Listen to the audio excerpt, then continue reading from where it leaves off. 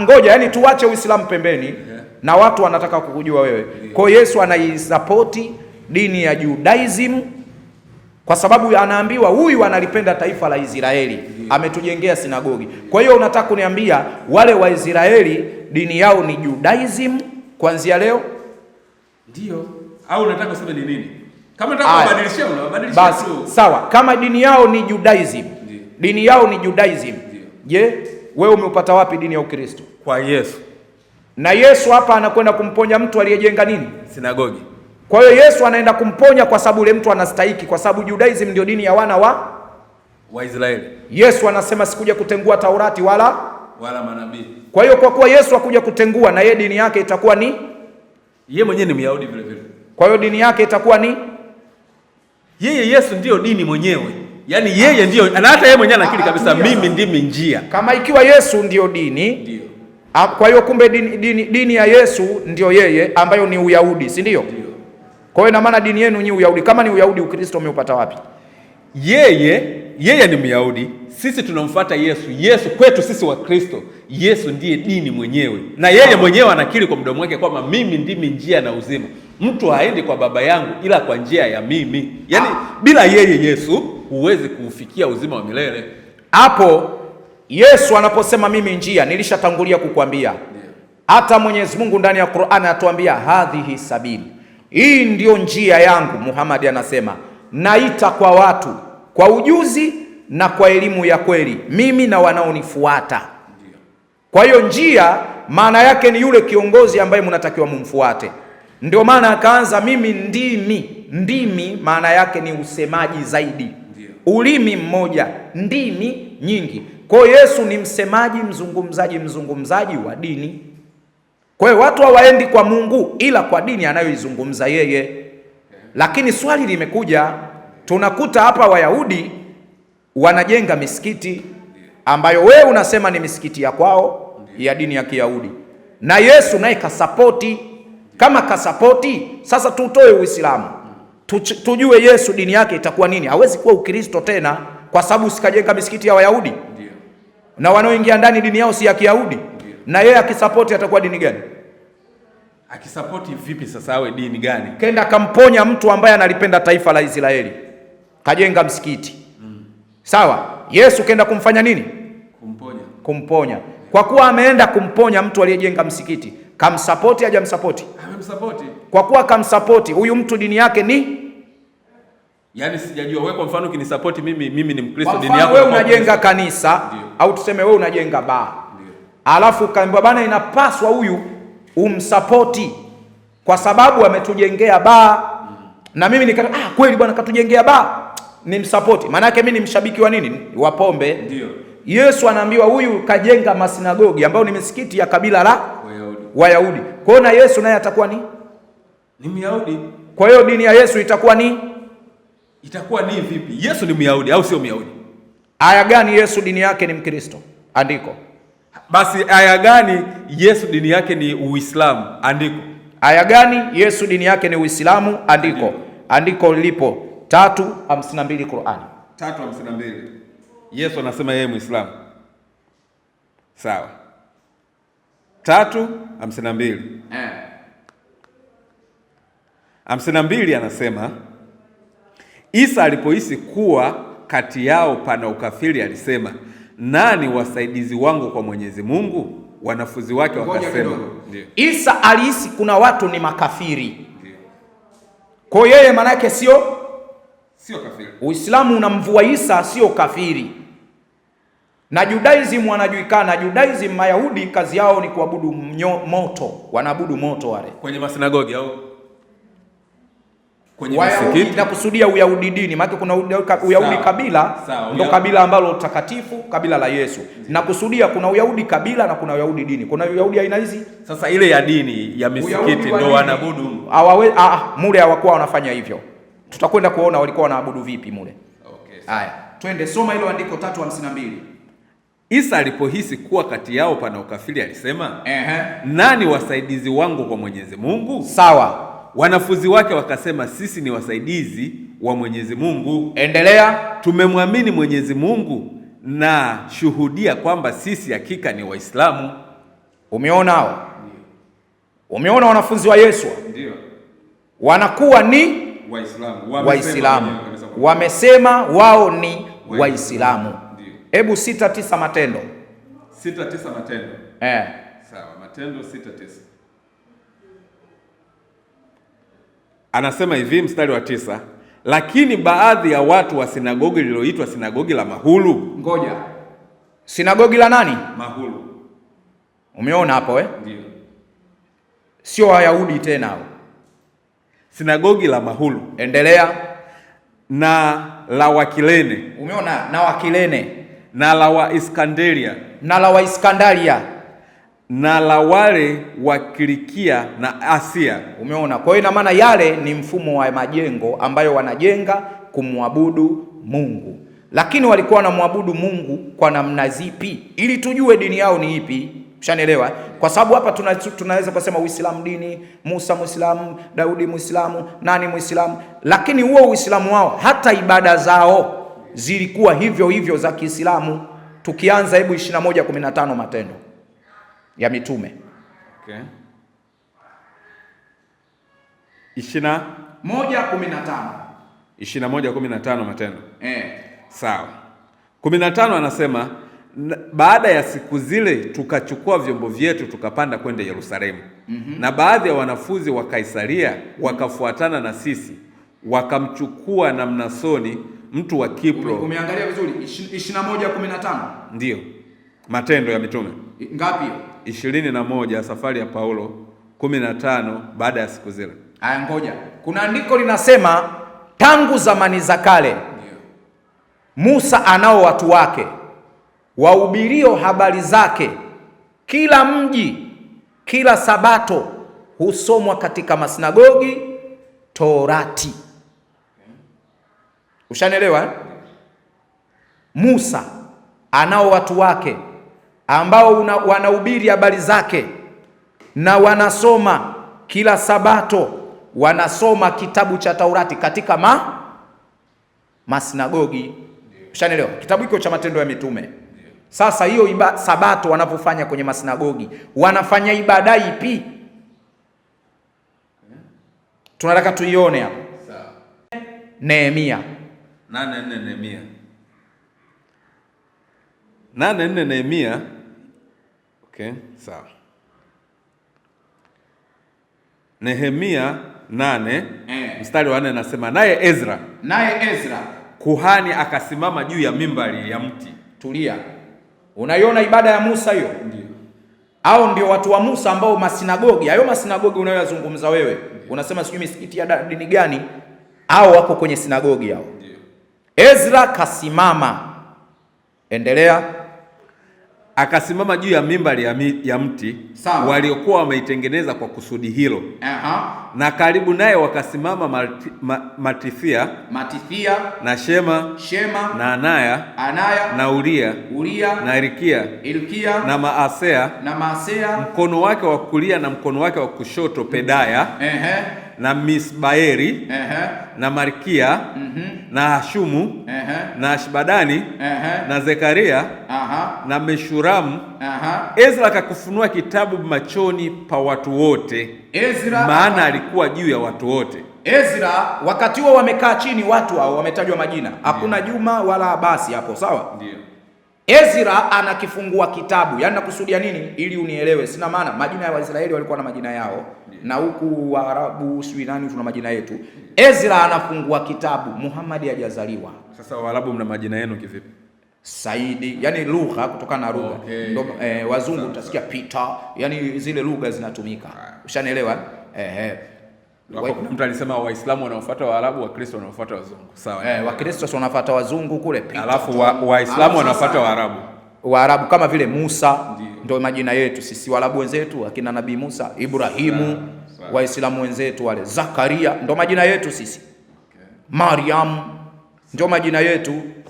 Kwa hiyo sisi lazima Waarabu wapemba wajuana kwa vilemba. Baba mmoja mama mmoja. Nyinyi sasa kule wazungu kule Ulaya kule John Musa utasikia Moses. Wewe Biblia gani katika Moses? Ibrahimu, Abraham. Umeona? Yaani lazima kila kitu kigeuzwe tu. Haya, soma hiyo.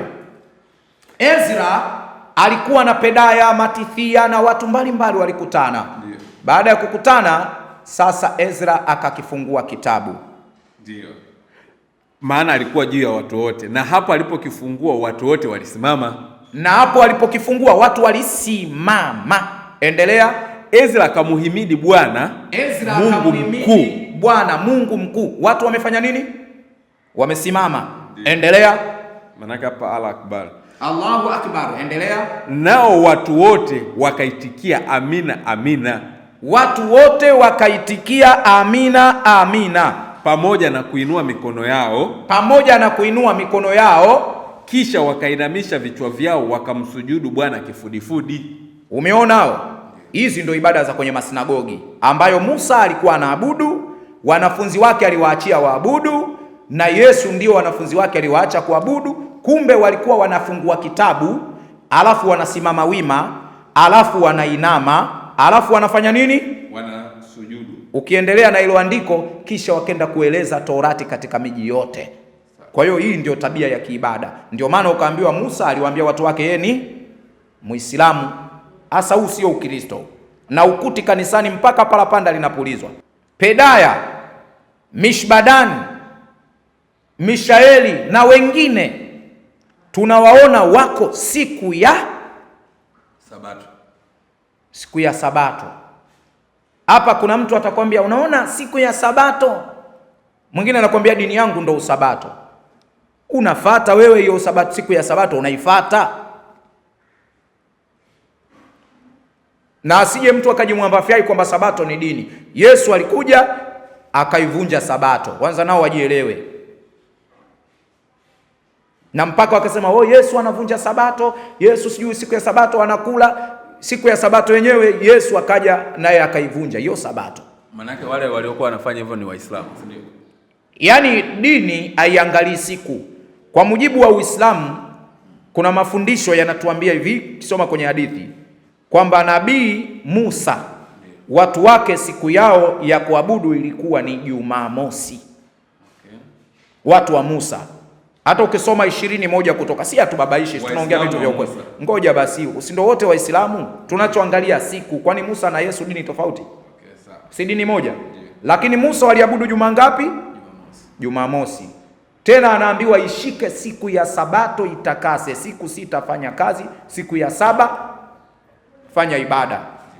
Ndo wale tunakuta wana wa Israeli wanaacha kazi, siku hiyo hawafanyi kazi.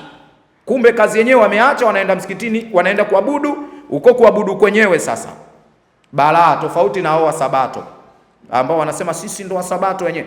Kumbe hawa watu wa Musa wanasimama, anasimama mtu mmoja anakimu, akimaliza yeye wanasimama wote. Wakisimama anafungua kitabu, akifungua kitabu akimaliza wanaitikia amin. Malai wanainama, sawa? Kumbe siku inama, baadaye wanakuja wanafanya nini? Wanasujudu kifudifudi. Kwa hiyo kumbe siku mzima hawafanyi kazi, kazi yao ni kuinama na kusujudu. Hao wa Sabato wanaosema wanamshika Musa wanafanya ibada hiyo. Tukianza na hao wa Sabato, tuache unafiki. Yaani Yesu anasema wanafiki hawatorisi ufalme wa Mungu. Haya, tuondoe unafiki, tuongee ukweli. Hao wa Sabato wanasujudu, wanafanya ibada hii tuliyosoma kwenye Biblia kama Musa. Lakini wao wanakuambia wafuasi wa Musa wanashika siku ya Sabato. Wao wamelishika siku wakaacha matendo. Ndio maana Yesu akasema mnafiki ambaye anachuja mbu kumuona takataka anameza ngamia. Musa alipewa Jumamosi. Sisi kwa mafundisho ambayo tunayosoma, Yesu alipewa Jumapili. Okay. Kuna mafundisho hayo kweli? Yapo, mpaka urudi kwenye hadithi hizo. Okay. Historia za hadithi na ibada. Umeona? Yesu alipewa juma ngapi? Jumapili. Kwa wale wanavolumbana wanalimana wa Sabato na wengine walokole, sisi Jumamosi tuko sawa, sijui kutoka ngapi, sijui nini, wale wako sawa kwa sababu wao wanamfuata Musa, lakini ibada ya Musa hawafanyi. Ibada ya Musa ni kusimama na kuinama na kusujudu. Hapo tu ndo tunapokosana nao. Ibada ya Yesu Jumapili, ndio maana mmemleta mtu huyu ambaye amelitukana hekalu la Mungu na kuivunja siku ya Sabato, siku ya Yesu ya ibada, kwa mafundisho ambayo sisi tumesoma, Jumapili. Kwa hiyo wale walokole wanaoabudu Jumapili, tatizo lao zile ibada tu si za Yesu, lakini ile siku kama wakisema siku ya Yesu, kweli ile siku ilikuwa ndo siku ya kuabudu Yesu, ila ibada sio ibada za Yesu. Unanielewa vizuri? Kwa ndo maana tunawazoom tu kwenye site mila. Wasabato wanajivutia, wanajimwagia miujiko miaya kibao, tunawazoom tu. Na Wakristo wanajimwagia miujiko ya siku ile, tunasema hapa kwenye siku mmepatia. Turudi kwenye ibada hapa. Ndio mnakwenda kukimbiana, mnatuacha wenyewe.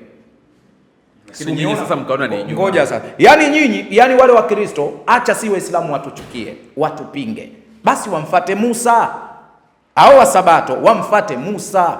Musa na wanafunzi waliabudu siku ya Jumamosi. Sio Jumamosi ambayo wao wanaidai ya Musa. Musa na wanafunzi walisimama na huyo Musa mwenyewe, ibada yenyewe alifanya hiyo. Hebu Kutoka 34:8. 34:8. Kutoka. Sawa, anasema hivi. Mstari wa 8. Musa akafanya haraka, akainamisha kichwa chake hata nchi, akasujudu. Umeona? Kule tunakuta wana wa Israeli aliowaachia mfumo Musa siku ya Sabato wanafanya nini? Wanasujudu. Hawa Sabato wa sasa hivi hawana hiyo. Musa na yeye anafanya haraka, anafanya nini? Anasujudu.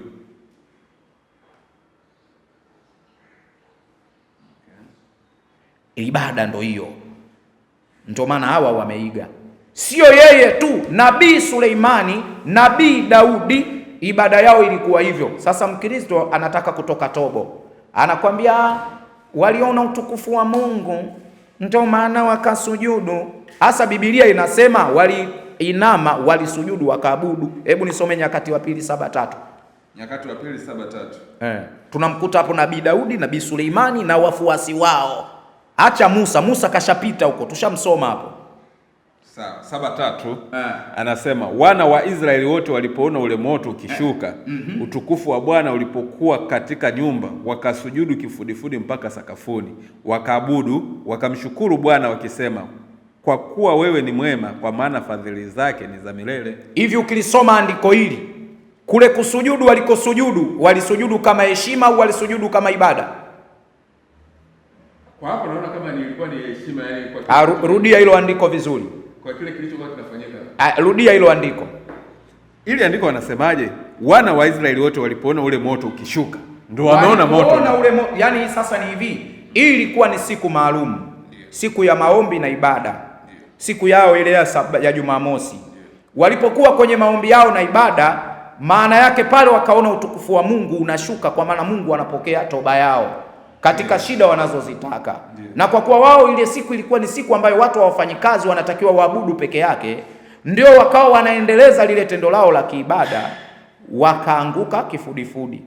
Sio wakaanguka pia, jamani fanyeni hivi, inameni kidogo. Maana yake hapa ingekuwa ndo anawafundisha. Lakini kumbe wale watu wako kwenye treni ile kila siku, wakaanguka kifudifudi wote, wakasujudu. Je, kusujudu pale inaitwa nini pale mbele? Baada ya kusujudu inaitwaje? Kifudifudi mpaka sakafuni, wakaabudu. Wakamshukuru Bwana. Kumbe ile ilikuwa ni kumwabudu nani? Mungu. Ushanielewa vizuri? Na ukitaka kuamini hilo, si Wakristo wote wanamwamini Yesu. Japokuwa Wasabato wanajifanya wao wanamwamini Yesu, kumbe wao wamekishika kwa Musa. Haya, na ibada wafanye. Je, Yesu anasemaje? 4:10 Mathayo. Ndio uone kile kinachofanyika, ile ni ibada. Ndio maana nikakwambia manabii wote dini yao ni Waislamu, sio Wakristo. Endelea. Anasemaje kwanza hapa mstari wa 8 anaanzia. Kisha Ibilisi akamchukua mpaka mlima mrefu mno, akamuonesha milki zote za ulimwengu na fahari yake. Akamwambia, haya yote nitakupa ukiinama na kunisujudia. Ngoja basi. Yesu anamwambia Ibilisi, ukiinama na kunisujudia nitakupa miliki ya nini? Yote. Ya ulimwengu huu. Ndio. Miliki zote za ulimwengu. Anamjaribu. Ndio. Endelea. Sasa mstari wa 10 anasema, ndipo Yesu alipomwambia, nenda zako Shetani, Kwa maana imeandikwa, mwabudu Bwana Mungu wako na umtumikie yeye peke yake. Kwa hiyo imeandikwa. Hebu rudia kwanza. Kwani huko mwanzo kusujudu ilikuwepo? Huko sehemu ya pili mbona neno kusujudu silisikii? Alipo hizi mstari wa 10, mstari wa 9 anasema, akamwambia, haya yote nitakupa ukiinama na kunisujudia. Kwa hiyo kumbe Ibilisi anataka ainamiwe, asujudiwe.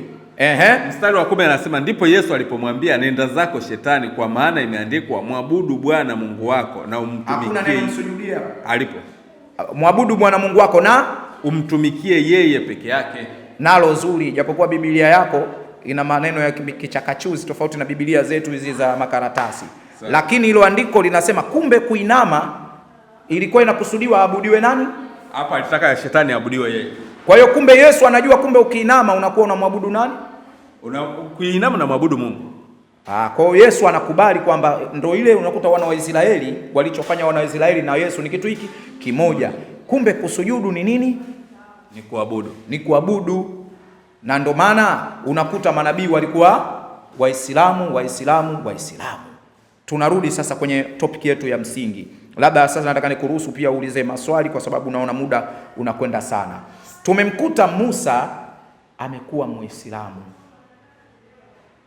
Ibada yao imekuwa ni kusujudu.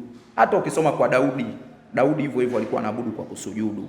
Nitaingia, Daudi anasema katika 5:7, Mungu kwa wingi wa neema mbalimbali ulizonipa, nitaingia katika hekalu lako takatifu na kukusujudia kifudifudi kwa kichwa. Umeona hiyo? Hizo ndo ibada. Ndio maana ukaambiwa Musa alikuwa Muislamu, Daudi alikuwa Muislamu. Wale hawawezi kuwa na dini ya Kiyahudi kwa sababu Yahudi ni kabila, wenyewe ndio wamelilea hilo kabila lenyewe. Wanajua kabila la Manase, Benjamini, Reubeni, hawawezi kuwa wajinga. Wale walikuwa na dini yao ambayo ni Uislamu. Sasa msabato afanye haya, akashika Jumamosi. Tunarudi kwa Yesu. Nabii Isa alipewa Jumapili. Yesu aliyepewa Jumapili, na yeye mafundisho yake na ibada zake zinazotoka kwa Mungu ameamrishwa hivi 14:6. Tumekuta kwa mujibu wa Qur'ani Yesu ni Muislamu. 14:6 Yohana Ufunuo 14:6 Ufunuo. Alafu baada ya hapa kama kuna maswali tutakwenda kuyajibu. Sawa. 14:6 anasema, kisha nikaona malaika mwingine akiruka katikati ya mbingu akiwa na injili ya milele awahubirie hao wakaao juu ya nchi na kila taifa na kabila na lugha na jamaa. Subiri. Andiko linasema nilimuona malaika. Malaika anatoka kwa nani? Malaika anatoka kwa Mungu. Ana injili ya milele. Injili ya nini? Milele. Ambayo inahubiriwa kwa watu. Hiyo injili ya milele ambayo hii ndio inatakiwa ifuatwe, ambayo watu watapata uzima wa milele. Watu inataka waabudu vipi sasa? Soma hilo andiko. Tunasoma 14:6 hapo ulishia 7 au 8? 6. Aya. Injili ya milele awahubirie hao wakaao juu ya nchi na kila taifa na kabila na lugha na jamaa. Akasema kwa sauti kuu, mcheni Mungu na kumtukuza. Kwa maana saa ya hukumu yake imekuja. Msujudieni yeye aliyezifanya mbingu na nchi na bahari na chemichemi za maji. Inatosha. Kwa mujibu wa andiko hili, mcheni Mungu, mtukuzeni Mungu, lakini mnatakiwa mumfanye nini? Msujudu. Mumsujudie. Hii ni injili sasa. Kwa Musa tumeama, washasujudu. Hii ni injili. Amri inatakiwa watu wa injili wamsujudie nani? Mungu. Hii ndio ibada ya milele. Hakuna ibada nyingine. 11:29 Mathayo. Tulikuta Uislamu ni unyenyekevu, si ndio? Na Yesu tumekuta ni Muislamu. Je, kwa mujibu wa Biblia we Yesu ni mnyenyekevu, itimini ni Muislamu? 11:29 Mathayo. Sawa. Anza 28. Sawa, anaanzia 28 anasema, njooni kwangu ninyi nyote msumbukao na wenye kuelemewa na mizigo, nami nitawapumzisha. Yesu anasema njooni kwangu wote mwelemewao na mizigo, lakini mimi nitawapumzisha. Kupumzika kwake ni kupi? Endelea. Jitieni nila yangu mjifunze kwangu. Jitieni nila yangu, mafunzo yenu msijifunze kwa papa, msijifunze kwa mchungaji, msijifunze kwa kiongozi wa kanisa. Nyinyi nyote mnatakiwa mjifunze kwangu mimi Yesu. Kwa maana mimi ni mpole na mnyenyekevu wa moyo. Kwa sababu mimi kwanza ni mpole, pili ni mnyenyekevu wa moyo. Endelea. Nanyi mtapata raha nafsini mwenu. Inatosha. Huyu Yesu anayesema tujifunze kwake, si ndio Yesu alisema kwamba watu wanatakiwa wasujudu, wamche Mungu, wamtukuze Mungu, alafu waanguke wasujudu, si ndio huyu? Ndio. Huyu Yesu anayetaka watu wajifunze kwake, si ndio Yesu ambaye anamwambia shetani imeandikwa watu wamsujudie Mungu ili wamwabudu, si ndio huyu? Asa mafunzo ya Yesu mengine huko yanaenda kuchukuliwa, ndio yanapelekwa. Kwa hiyo Yesu hapa dini yake ni Uislamu. Yaani kuna vitu, ndio maana nikatoa mfano wa wale wanangu wenyewe wanakwambia, mwana kusoma ujui lakini hata picha uoni. Sasa wewe kusoma ujui, hii picha nayo uioni? Picha tu uioni? Tufanye mbumbumbu mzungu wa leli. Kusoma ujui. Yesu dini gani? Muislamu Mkristo. Muislamu Mkristo. Bwana mimi nimesikia baba, Yesu Mkristo. Nimesikia mama, Yesu Mkristo. Aya tufanye nimesikia mama na dada, Yesu Mkristo. Aya. Hii picha hii, Musa anasujudu siku ya Sabato ndani ya misikiti. Yesu anasema watu wasujudu. Asa wewe umelishika li Jumapili, ibada unayofanya hamna, ndio ule unafiki. Enyi wanafiki, ni vema alivyotabiri nabii Isaya kwa habari zenu. Watu hawa waniabudu bure, wakifundisha mafundisho ya wanadamu katika mioyo yao. Umeona hiyo? Kwa hiyo hapa wanasemaga siku kabla gani, zilongwa mbali zitendwa mbali, au zilongwa zinji zitendwa mbali. Haya, yaani wewe unachosema tofauti na unachofanya tofauti. Haya, nimemwamini Yesu, haleluya, nampenda. Haya, Yesu ili umpende, kumbe anasema ujifunze kwa nani? Kwake, ambayo ibada yake ni kusujudu. Wewe hiyo haufanyi mpaka kiyama. Siku malaika anakuja, malaika ashafika mbele, kashasimama, nataka roho yako. Kikilikakala, umekufa. Jamani, kafa. Alikuwa anasujudu? Hapana bwana, alikuwa asujudu. Alikuwa anamfuata Yesu. Haleluya. Yesu yupi? Ndio maana hata mavazi ya kuabudu, ya kwenda kuzikana, watu wanazikana na masuti tu.